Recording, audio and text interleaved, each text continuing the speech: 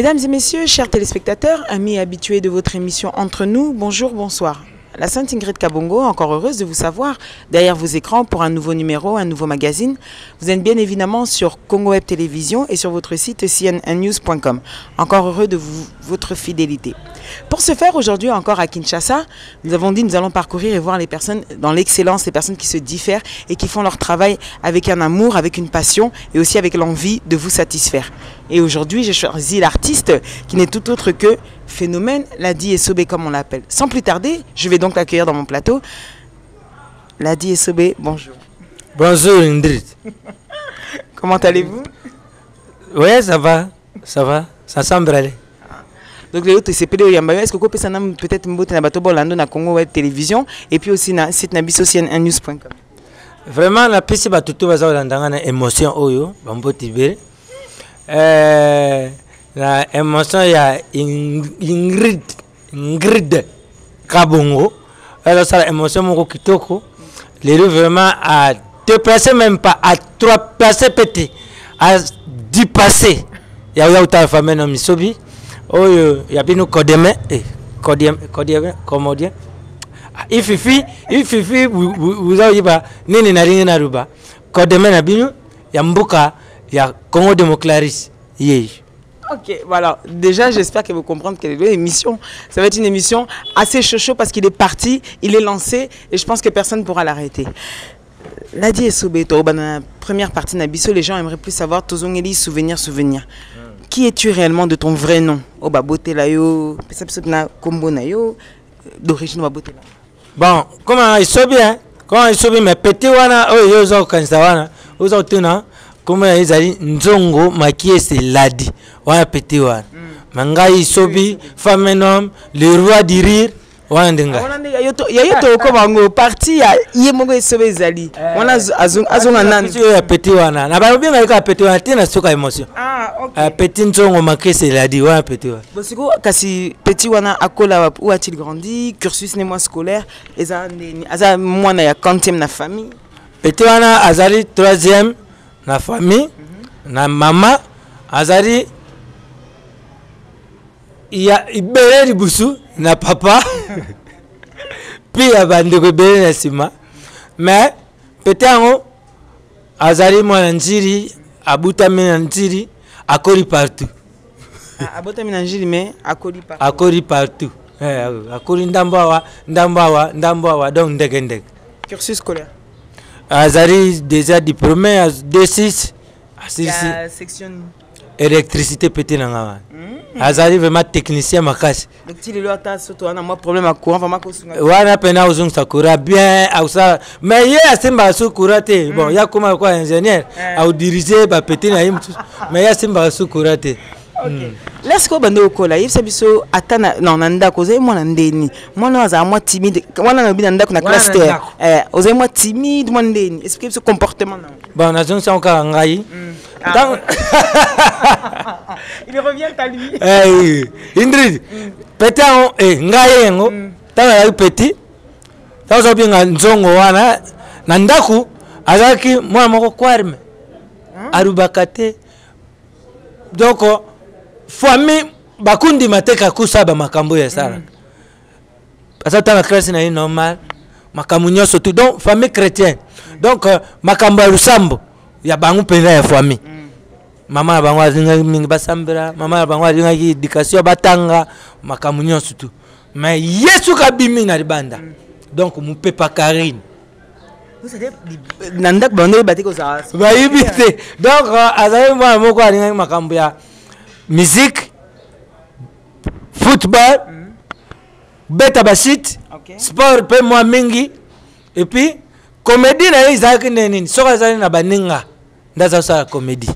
Na ba classe na ba promo scolaire baza uswai moko aza participer na babiluko wana na ba activité culturelle ile kakata mso na ba église wana ndi azaki makasi bana ukuta wapi na famille bayibaki mais théâtre pena net kukena na groupe moko wana na famille penda bayibaki te un point tango ya ukuma age moko boy amoy ke msala mwizaye nakenda kina on a avancé obi ko kimbango question ngeze ka question normale yemba mo pusi ozengima la classe petit appentin tout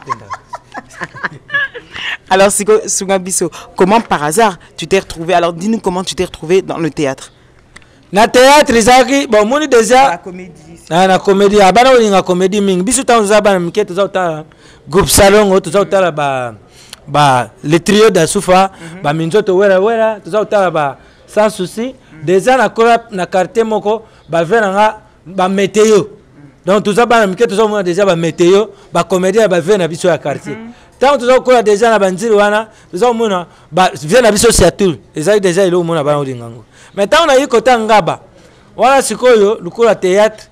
Na bandera kango na groupe Saint-Adrien na Mukubi théâtre. Tant na ba oleka na muni bati ba fiche groupe Mukubi azali na production na Saint-Adrien. Ipa ya papa ndena kenda ki kuta production na bango na kuti na sirisi na sona bango ka ngape na lingi na sa théâtre. Na lungwa sikoyo iza kelko ya ba vantir kaka uza sa comédie bato baza seka mais ikuma sikoyo vraiment musala pena. Na kena sura na ya papa abingsenga ba testenga ipi après mkomususu ba bingsenga susu c'est na osalani na moi curieuse na sara maka donc na sara ba njunju na yiba ilu na sata par njunju kaka bande manga ba lu ke peto za courage après na ju formation. OK. D'accord. Mes chers téléspectateurs, donc nous achevons cette première partie et pour ce faire, si vous avez besoin de vous loger 87 1987, année on a Botami. Donc, vous savez que ça veut dire quelque chose. Pour toutes les personnes qui veulent se loger sur Kinshasa, vous avez l'hôtel Meriba qui se trouve donc sur l'avenue Guémena, dans la commune de la Gombe. Donc, regardons un petit extrait et nous revenons pour la deuxième partie de Nos jours, une étoile est née et c'est Ladi Essobé. À tout de suite.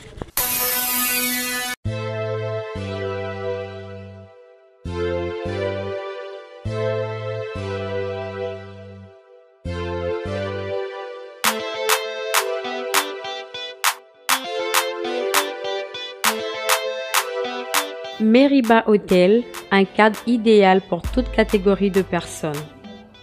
Ici chez nous les clients heureux, avec 2 chambres et de luxe, 2 appartements avec Wi-Fi et un ordinateur portable à votre disposition. Une salle polyvalente pour vos fêtes, conférences, réunions, etc. avec une climatisation impeccable. Une piscine pour vos baignades et vos barbecues.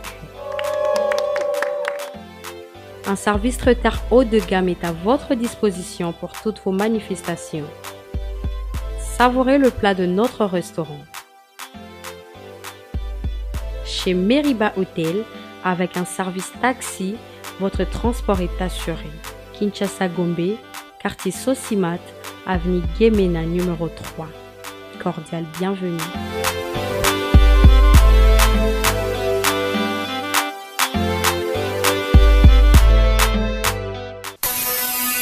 Là, retour dans ce plateau.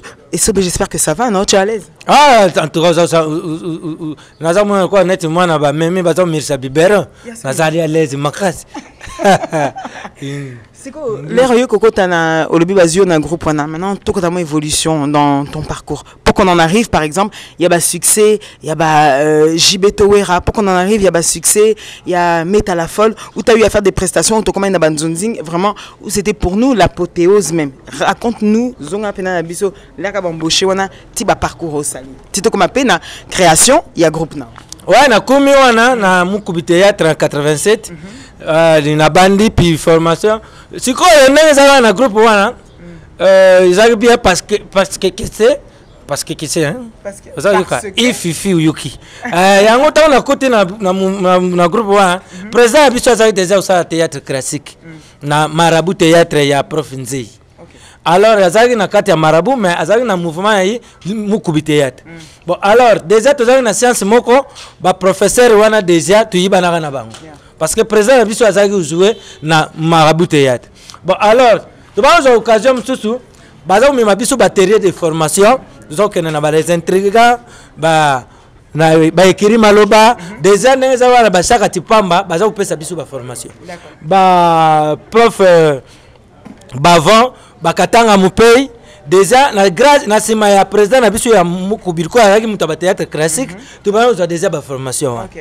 Ba prof Mwambai ya ina bango surtout wana baba pesa biso déjà batterie de formation na ba mindere msusu baza uya na ba des intrigants bano landango pe to banda ulanda yang alors avantage déjà oyo tozwaka kuzala ya pene ya ezalaki mouvement moko iyebani te ilekaka na télévision te mais izaka nde na bureau formation alors ntango naye okuma na 97 nde naye kokenda na nouvelle oyenge na yisi président alobi ke nakumi na besoin mosala oyo olakisenga nakuma sikoyo nabima nakuma vedette ezalaki uswaf nakenda ipa ya ngadiadiangadios uswaf bon anto nakenda ipa ya ngadiadia anto naluka mouvement mobuyi nde sikoyo likola mundweri azalaki deja vie na biso ya nziri abauleka na nzela na biso ere nyonso nde namona mundweri nalobi ke memanga na mouvement na nouvelle oyenge nde mundweri amemai ngai ti ipa mangwau ipa ya président Jacques Mukoza maître pai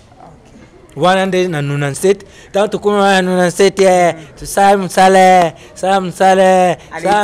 Comment est né alors? Comment est né le phénomène?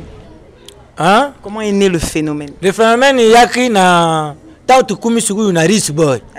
Alors wana zai na kaka isobi ipa ya mangwau sikoyo tant tukumi na 2000 année 2000 tu wana siko turungwe ipa ya Maître Pai, tu crées ce que kusala, mon premier nabiso, Rich Boy.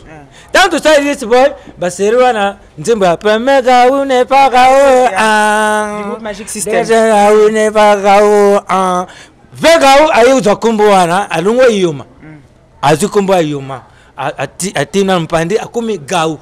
Ok. Je vais surtout préparer pièce à Sika, mignoleur. Wana oya male mambwa ngarubi basuku ngai na ubimasu na kumba isobete ngatsuko funa ya phénomène. Phénomène to femme. Bon, on va comprendre le phénomène. C'est l'essentiel. Échanger rien. Ne obimina kombo ya phénomène. OK. Ya wana tanto to bime bongo. Comme tanto yukuma na 2003 ali ngapi na Rich Boy Fondation. Quel était le réel problème? Bon, la raison à l'ongolaki, ils n'arrivent pas à faire ça. Ce qu'il fallait ça veut dire forcément ou bien quelque chose et cause d'un problème financier. Bah nous faut bien. Biso Zaiwana, tu as qui biso nyon sur administrateur.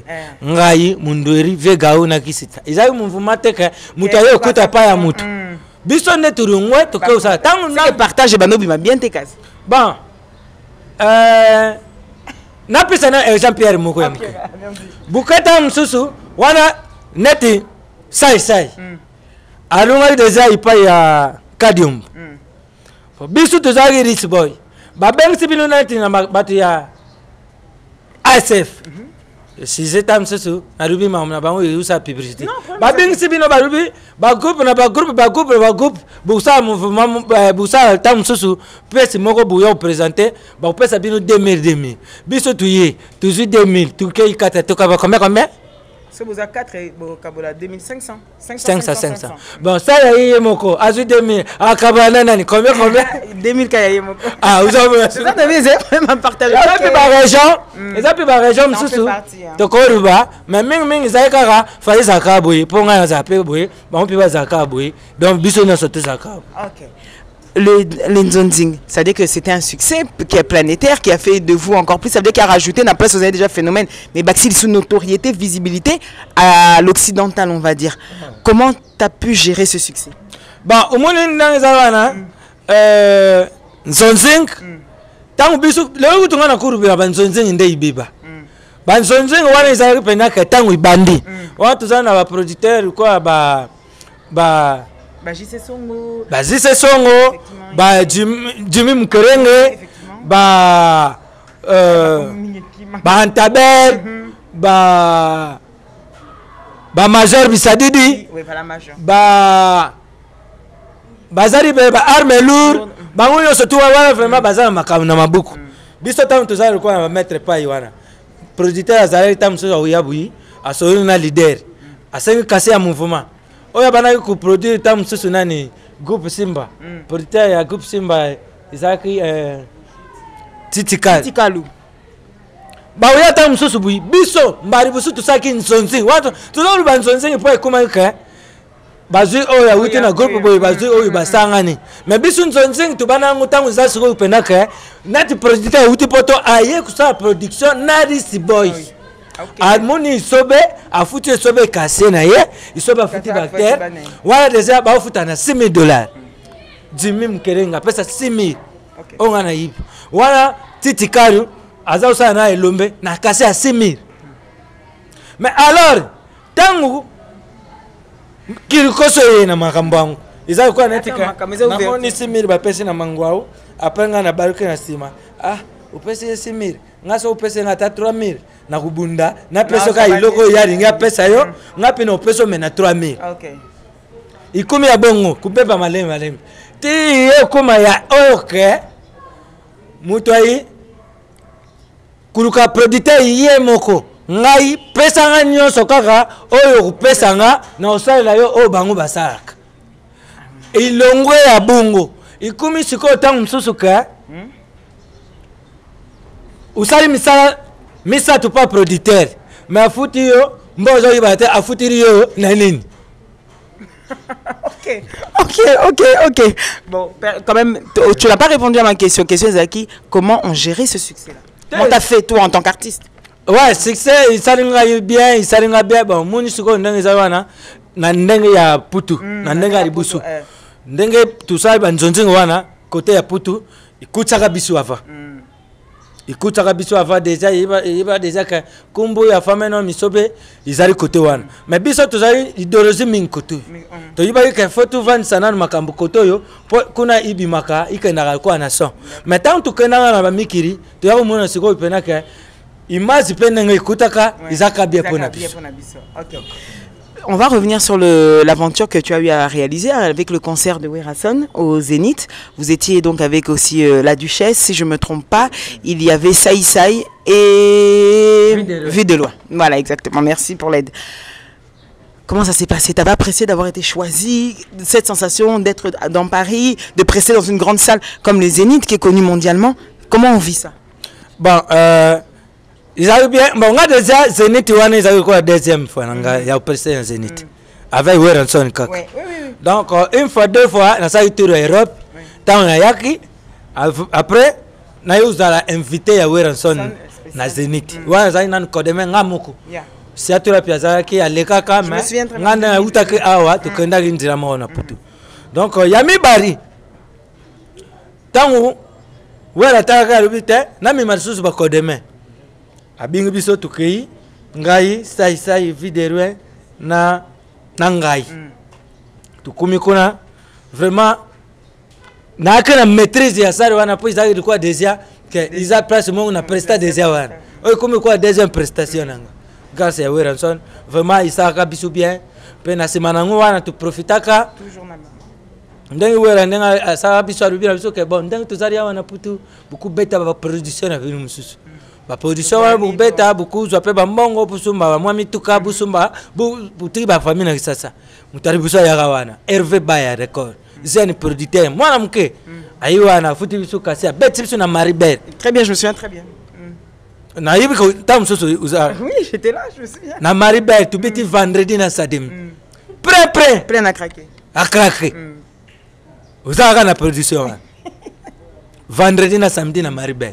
Tu beta wana. Batu ba teka matanga ba brochette teka ma batu ba sipira ba seka makasi.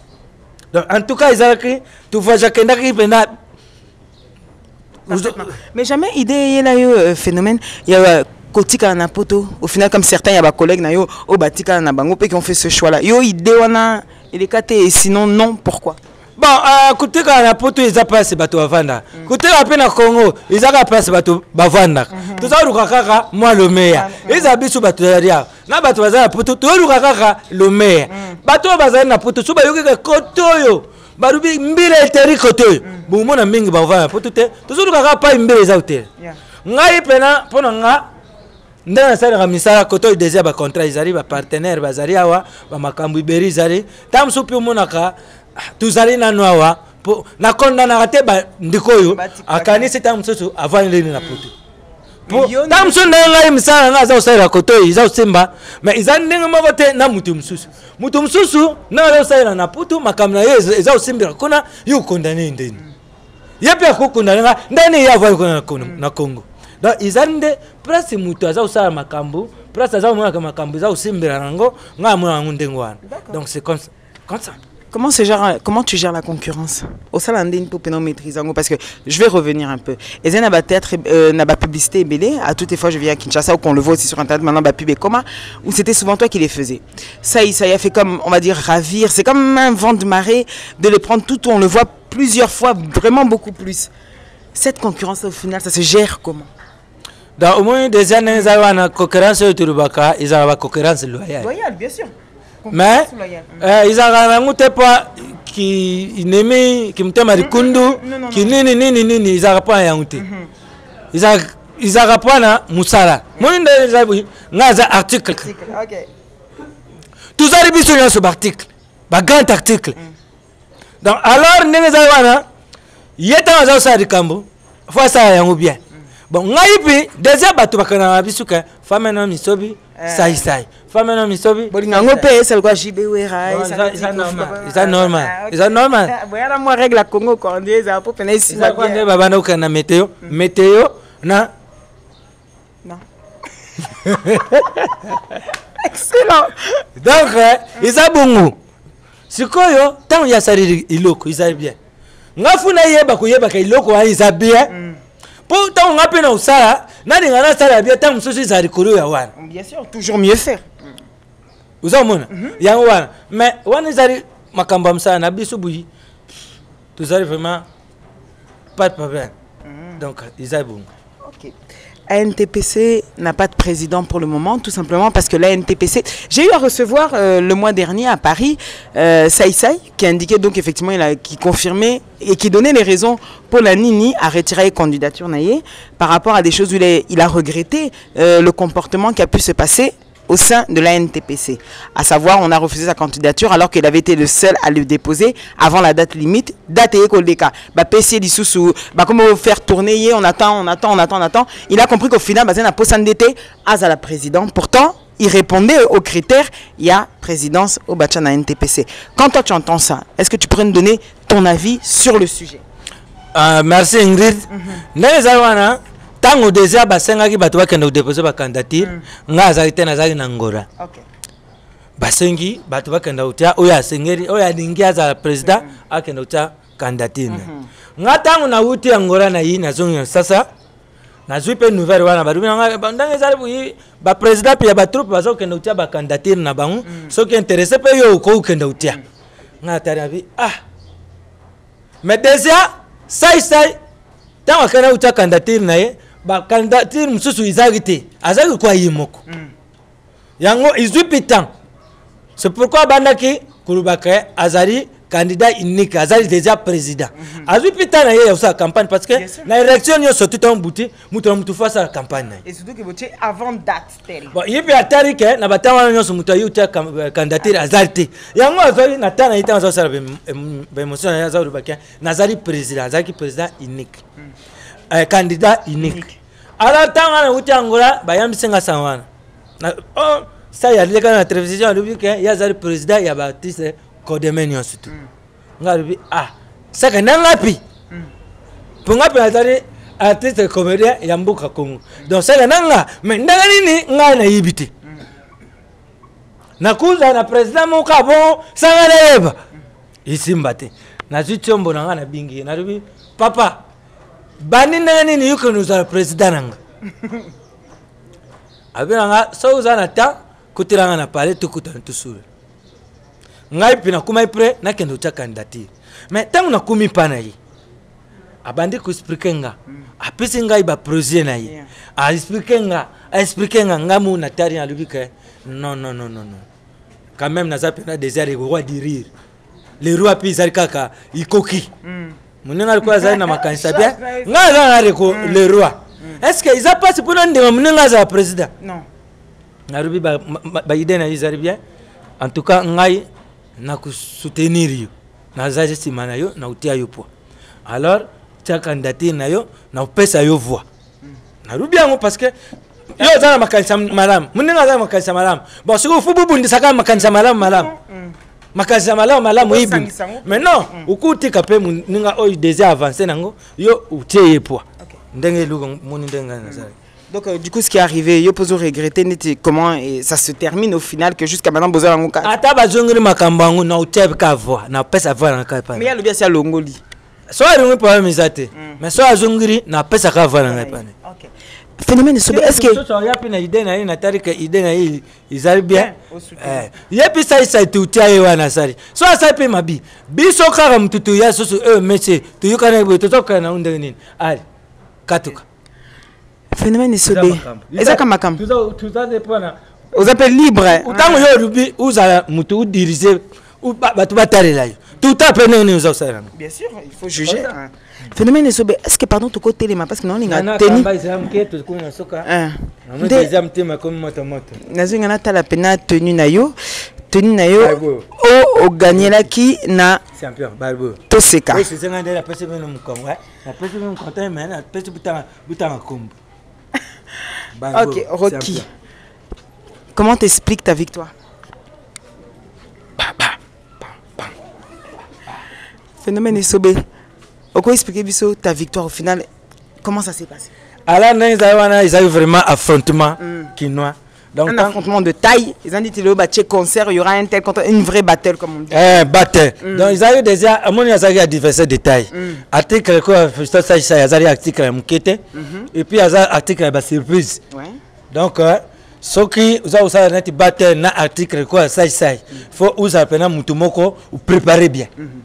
Donc secret nanga izaka na ganyaki kindobika FC kitindi parce que na yibaki déjà que faut na préparer et puis na travailler pour na zo coupe wana parce que so na zo que coupité na yaki kaka biya ya ndenge mutu moko a travailler te akoka pe ko surprendre biso donc aza mutu ba surprise mais le quoi déjà izaka kaka tu préparer qui et puis comédie izali monde nanga tant nous zo bien les rois na luba déjà que nga les rois di rire avant.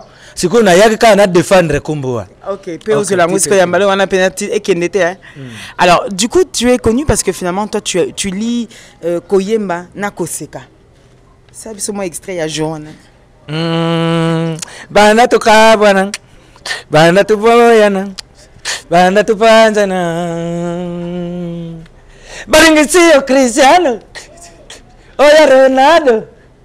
Mr. Messiado. Yapona kana Neymardo. Babarisi Dembardo. Na Dembélé pas coûter encore.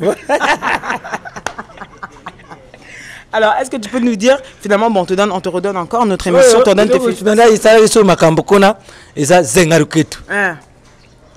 Nazoyoka nazoyoka nzala nazolamba nazolamba mikongo na ngai mama nazali na badina zangende ya piedi bébé nasutuka boye na bimi na marché ya bandal na mulongo wa poisson nazotombola nazopona lumelwe alumelu nazwana pasi pona lumelwe alumelu nazwana pasi pona lumelwe alumelu nazwana pasi alumelu lamba lumelu mona mambo surtout kota banze. Est-ce qu'on pourra applaudir la bateau bazak quand même, ce serait super.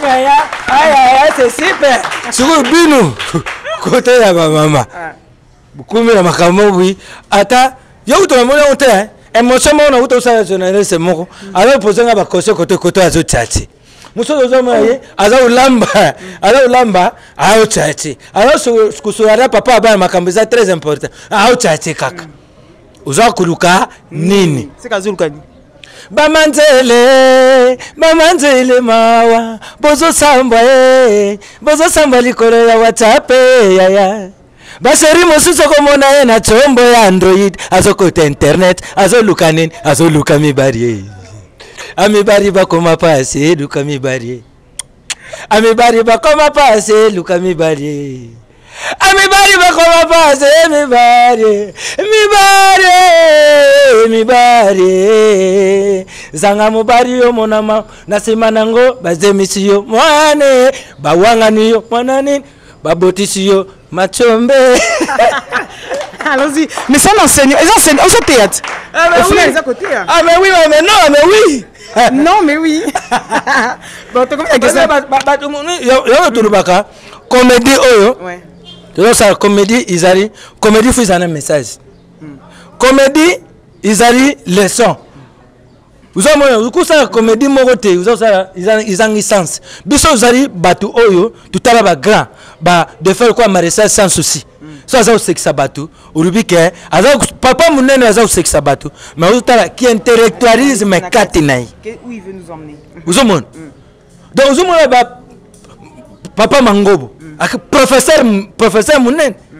Azo pesa cours, même na Suisse ndanga za wana, aza prof munene na université. Mais so akuti na kati ya mondo yo abandu seksa akomi ko mutu moko bui. Uzumona. Donc moi conseil ko pesa pena muto azima ya azaka peut-être fanatique na yo bien za pena bon ya ina nga comme artiste mais moi courage wana ezate vraiment c'est peut-être ba difficulté ko kuta nango mais surtout pesa moi conseil. Déjà ba article au lieu ça comédie.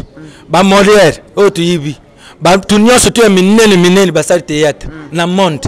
Donc théâtre, comédie, ils arrivent il y a intellectuel, ils arrivent il y a bateau à mayele. So vous avez mayele été au kokosa ya nté. Pe uyi bateau lo ni nous ça. Ils arrivent musala ya bateau yu bazali na bongo o isalaka. Kala bateau ba comprendre ba mona ka moto so azali usala comédie, azali tam sunde ba klasa bande ko na bisu ba uyu ba débrouiller ka na bango na sario na dans d'autres métiers. Ba limbisa oyo ta mususu bazaka na bikumba bato mikumba balimbisa ta mususu bakuzwa onde nini mais baba uzwa artiste comédien ba oteye peut-être na sima soki usisi kupusa pusu nde misali sili uke usa théâtre mais lelo mais bele bakota bongo aussi te batu bakanisaka pe ba oyo bayaka monda nguta mususu bakanisaka ezandengwana lelo muna rape peut-être ndenge bakenda pe muna ta mususu vie suka ndengwana bakenda na poto te ba continuer à répéter. Ils ont ça moko, ils arrivent ya batu ya mutu ya mayele. Tant ça la comédie ça wana pas no sekisa ça. Ils arrivent na nous pas no sekisa ba roi. Roi azali mutu munene. Yo za nani po ba que nous ayo kende libusu ya roi, il a vandi yo loba. Il fallait en tirer une. Non, faut usa la mutu ya mayele. Donc toi tu encourages les gens à toujours aller dans les bancs pour pouvoir vraiment apprendre ce métier. Vraiment faut apprendre. Ils arrivent nango batu musu tu za na opi na makila, mais faut qu'on apprendre pour na oyeba pe ko canaliser yango. Eza kwa might za bima na source. Eza bima okena en désordre. Mais so uti yango nzila ndesi ku canaliser. Eza kwa comédie turbi na za comédie na kati ya makila nanga. Mais il faut na le kana ba formation batterie ba nini tout ça pour na yeba kutambusa yango. C'est comme ça. Mes chers téléspectateurs, nous arrivons dans notre dernière partie. Ça va nous prendre 3 minutes. On va le faire en rapidité avec le phénomène. Phénomène, c'est la partie entre nous. Entre nous, Siko, tout ça, on a pas soigné.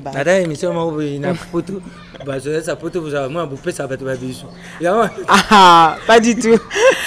Qu'est-ce que Esobe fait de son temps libre? C'est-à-dire quand il n'est pas en train de tourner, quand il n'est pas en train de faire tout ça. Ah ça là, loisir naïza. Femme un homme soit azari tetam sous na tournage tout azau ça ni. Loisir naï préféré. Loisir préféré naïza ali football. Moi ça porte équipe. Ngai bon na oya putu to oya. Olivier Psipso na Europe quelle équipe? Te na supporter ba 4. 4. Ah mutu déjà ça za muta vite à cause am taimanate. Te nga supporter ba 4. Le bac le bac 4. Supporter vita. Imana matiti mabe imana DSMP Mtema Pembe Renaissance na Mazimbe. Voilà, on peut venir que la fanatique bah là 4 équipes au premier à te bona photo cassée. Ça on a tellement honte. Sauf vite na ba no beta na imana wana kumsi zaiko. Wana kumsi zaiko. Wana kumsi zaiko. Wa equipe ya. Ça va Mazimbe ça beta Renaissance wana kumsi wenge. Oh. Ok. Bon, d'accord. Et en Europe, on peut s'équiper. En Europe, on a comme ça, Barcelone, Real, Paris, na Marseille. Ça va. Sinon, à part ça, père de famille. Ouais, père de famille. Un papa comment? Aux a sévère, aux a cool. Non, papa cool, ouais, cool. Avec beaucoup de ketchup et mayonnaise, donc papa cool. Ah, on a côté ça, Cool avec beaucoup de ketchup et donc cool vraiment. Ah cool. Si aujourd'hui on te donne une baguette magique et on te dit Esobé, Esobé, avec cette baguette, fais quelque chose, peut-être modifie quelque chose dans ton passé ou fais quelque chose que tu aimerais faire et que tu n'as jamais pu avoir, ce serait quoi? Une seule chose.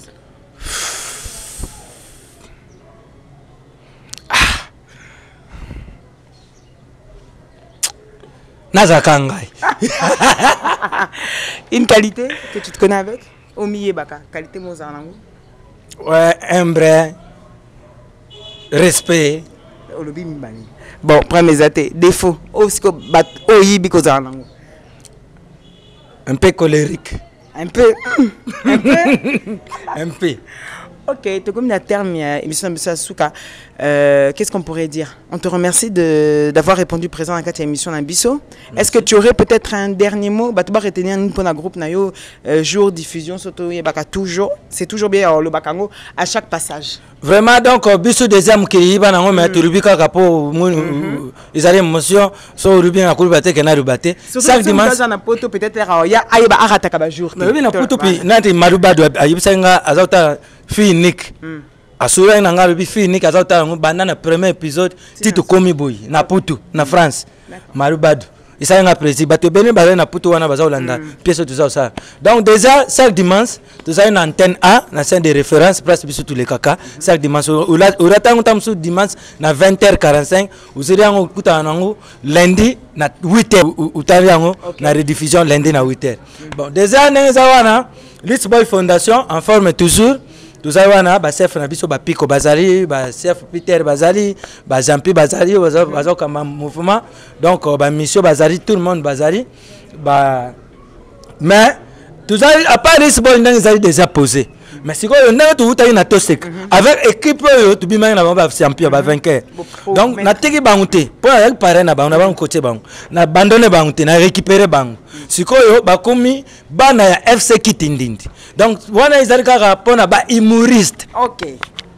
Donc, ça dit tout ça, c'est quoi? FC Kitindindi, ils ont pour on humoriste. Donc, on forme un humoriste. Donc, 100% humoriste. Donc, on a un pandini. Former ka ba humoriste ba tubere ba zamana ti bana wana ba zaki ba kodeme moko mingi ba kena na banzira ba bar mais so tangu zui bango ubandi ku former bango ku traiter ba biruku na bango ku canaliser ku pesa un sens alors sikoyo lobi ba uzaba biso o tu préparer ça moi mutu mususu azali na comédie za ubima mais pete izakaka po mutu akamba azariti siko ngai naza récupérer ba nyonso tout na bana ku encadrer bango na kansa tout ça déjà ba modèle ya ndé tout zali boui effectivement leader d'opinion ouais faut tout tika pe ki biso na ba génération msusu oyikoya OK yangwa OK mais personne n'a douté on va douter non ngai ta na za moi mketa na za ko la classe et quand on va notanga permettre trimestre na ya kuzwa 49e de la classe. Sur combien? Vous avez combien na classe? Tu tout ça ba libéré mais ngasi ngasi le 49e. Sur quoi deuxième trimestre na sai makasi sur la sur le 49e. Troisième trimestre sur na sai makasi na sur le 49e. Papa lui nga uzutenga bi mutuku tu le premier le 1. Na le créer la kumti na 49. Ba lui ensuite oui, ça nous a été balu comme tous. Na ngada buta na na ça est fort. Premier trimestre, na le 59e. Deuxième trimestre, 59e. Troisième trimestre, 59e de la classe. Papa nous nga sur l'école mbale ya kena na école ya ministère.